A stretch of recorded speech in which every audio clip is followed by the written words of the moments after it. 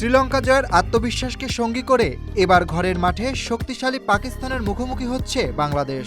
মিরপুরের চেনা দুর্গেই শুরু হচ্ছে দুই দলের ৩ ম্যাচের টি-20 লড়াই। প্রথম ম্যাচটি শুরু আগামীকাল, দ্বিতীয় এবং তৃতীয় ম্যাচ অনুষ্ঠিত হবে ২২ ও ২৪ জুলাই। শ্রীলঙ্কার মাটিতে সিরিজ জয়ের স্মৃতি এখনও টাটকা। সেই আত্মবিশ্বাস নিয়েই এবার পাকিস্তানের বিপক্ষে মাঠে নামছে টাইগাররা। পরিসংখ্যান বলছে পাকিস্তান বনাম বাংলাদেশের ২২টি ম্যাচের ১৯টিতেই জিতেছে পাকিস্তান। তবে ঘরের মাঠের সুবিধা আর সাম্প্রতিক ফর্ম বাংলাদেশকে এগিয়ে রাখছে অনেকটাই। ওপেনার মোহাম্মদ নাঈম বলেন, ঘরের মাঠে খেলা হলে আমরা অবশ্যই বাংলাদেশকে এগিয়ে রাখব। অন্যদিকে পাকিস্তান এবার বাংলাদেশে এসেছে তাদের সেরা দুই তারকা বাবর আজম এবং শাহিন শাহ আফ্রিদিকে ছাড়াই।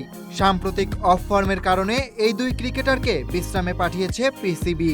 দলকে তাই এবার নেতৃত্ব দেবেন সালমান আলী আঘা। নতুন চেহারার এই পাকিস্তান দল টাইগারদের জন্য কতটা চ্যালেঞ্জিং হবে সেটাই এখন দেখার বিষয়।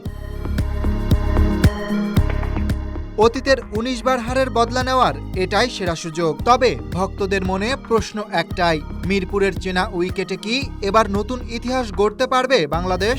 উত্তরের জন্য অপেক্ষা করতে হবে আগামীকাল পর্যন্ত।